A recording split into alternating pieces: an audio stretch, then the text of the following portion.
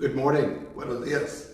Today the church honors Saint Matthias, the apostle who was chosen to replace Judas Iscariot after the betrayal and the suicide of Judas.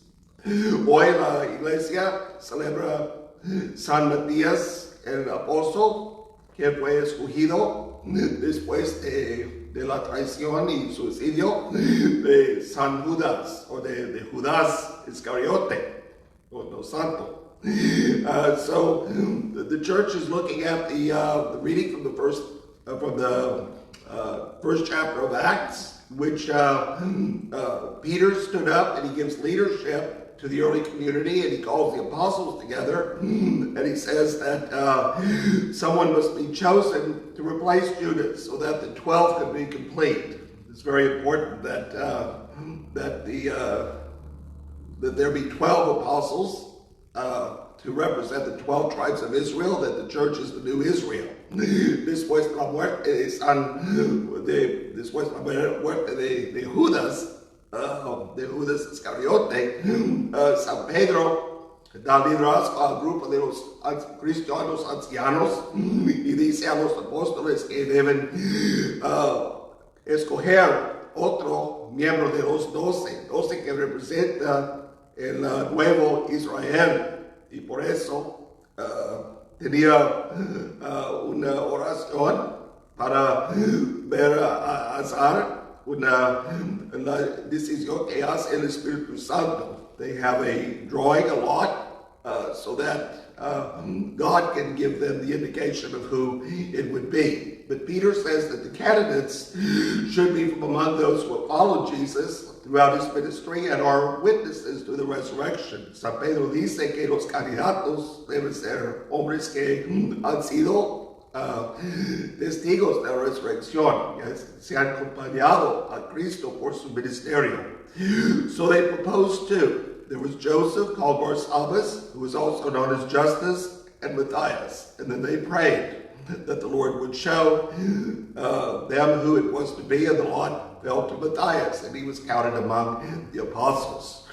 So en este momento propusieron dos, José, llamado también Barsabbas o Justo, y también Matías. Y rezaron, y la decisión del Espíritu Santo cayó a Matías. Now, it's very interesting. Sometimes in our own lives, maybe feel like we've been passed over, that we wanted some position of leadership. According to the early the early church fathers, Saint Matthias was among those early disciples who had been with Jesus for a long time, but he wasn't counted to be one of the 12 at first. He probably never thought that he would be in that position, but here he is. And what happened to Matthias afterwards? A veces parece que no somos reconocidos cuando queremos un puesto de importancia, según de los padres de la iglesia anciana.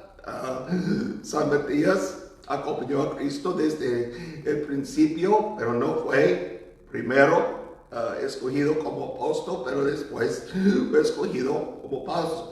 A veces queremos algún puesto y no tenemos este puesto.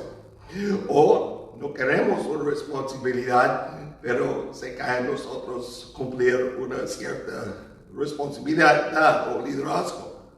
So this happened to Matthias. ¿Y qué pasó con Matthias? Said, according to tradition, he went on to become the bishop of Eleutheropolis, where he died as a martyr. Where he died as a martyr and was enslaved and killed with others by Vespasian in AD 68. Empezó a ser un obispo y fue martirado por Vespasiano en el año 68. But also, that